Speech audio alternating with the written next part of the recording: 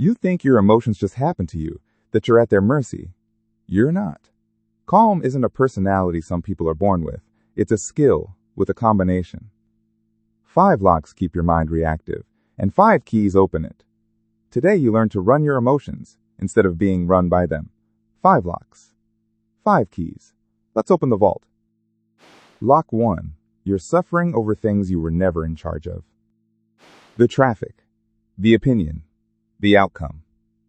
You pour your piece into things you can't move an inch and wonder why you feel powerless. A delayed flight ruins one traveler's whole day, while the person beside them reads a book. Same delay. Neither can change it. Only one is suffering over it. 2,000 years ago, the Stoic philosopher Epictetus drew one line that changes everything. Some things are up to us, our judgments, our choices, our actions, and some things are not. Other people, the past, results. Suffering comes from confusing the two. The mistake is spending your energy on the half you don't control and neglecting the half you do. So sort it. In any upset, ask one question. Is this up to me or not? If it's not, release it. If it is, act on it.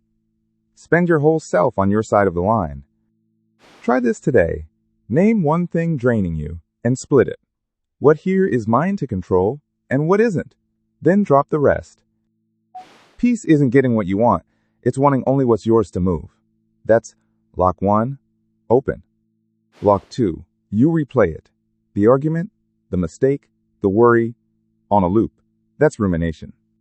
The thought spins faster the more you fight it. You try to think your way out and sink deeper in.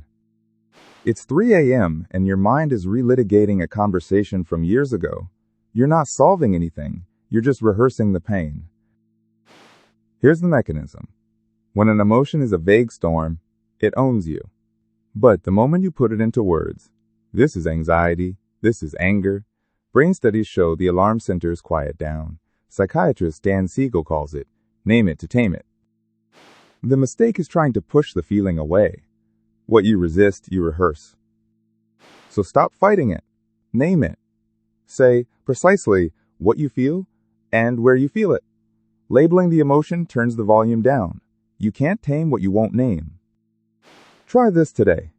When a feeling grips you, finish the sentence out loud. Right now I'm feeling just naming it loosens the grip. You don't have to win the fight with a thought. You just have to name it. That's lock 2 open. Lock 3.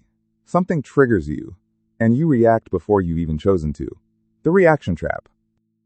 A word, a tone, a look, and you've snapped, or shut down, or sent the message you can't unsend.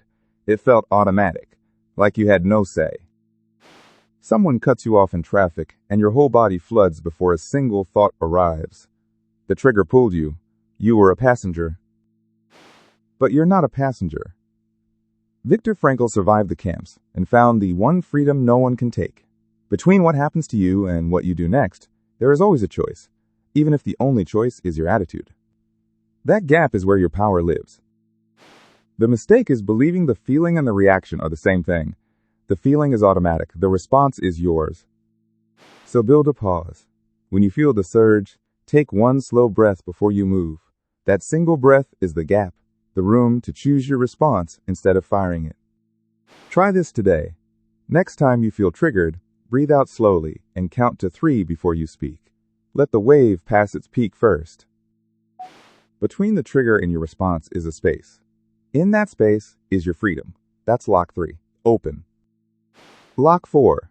Your mind takes one bad possibility and builds a disaster. Catastrophizing. A small ache becomes a diagnosis.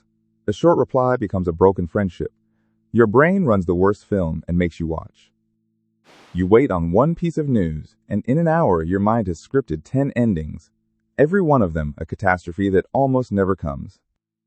Here's why. The brain inflates threat to keep you safe. It would rather cry wolf than miss one. Cognitive therapy, mapped by psychiatrist David Burns, shows these are distortions, not forecasts. The catastrophe feels certain. It usually isn't. The mistake is treating a fearful prediction as a fact already decided. So question it, then prepare for it. Ask, What's actually most likely? And if the worst did happen, could I handle it? The Stoics rehearsed the worst on purpose, not to dread it, but to see they'd survive it. Fear shrinks the moment you look straight at it. Try this today. Write the worst case in one line, then write one way you would cope with it. Naming the floor takes away its power. Most of your suffering lives in a future that never arrives. That's lock 4, open.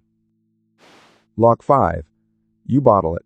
Stay calm on the outside, lock it all inside, and it leaks anyway. You swallow the anger, hide the hurt, perform, I'm fine, and later it comes out sideways, as a snap, a slump, a sleepless night. The feeling you refuse to feel doesn't disappear. It goes underground and runs the show from there. Emotion researchers like James Gross found that pure suppression has a cost. It doesn't lower the feeling inside, it just hides it and drains you while it leaks out in your body and your behavior. Acknowledging the emotion works far better than burying it. The mistake is thinking calm means feeling nothing. Calm isn't the absence of emotion. It's a healthy relationship with it. So let it move through you. Feel it without becoming it. Name it, breathe with it, and give it a healthy exit. Words, movement, writing, a real conversation. An emotion you allow passes. An emotion you bury stays. Try this today. Instead of, I'm fine, tell one trusted person or one page in a journal what you actually feel. Let it move. You don't master emotion by killing it. You master it by letting it flow and pass. That's lock 5 open. 5 locks. 5 keys. Control only what's yours. Name it to tame it. Find the space before you react. Question the catastrophe. And let the feeling flow instead of burying it. That's the combination. And now it's yours. Your emotions were never your enemy. You just never learned to hold them. Tell me in the comments, which lock runs you the most? New key every week.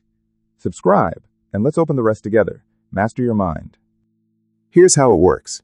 Every milestone we hit unlocks something free, from the discipline system to all 5 vaults.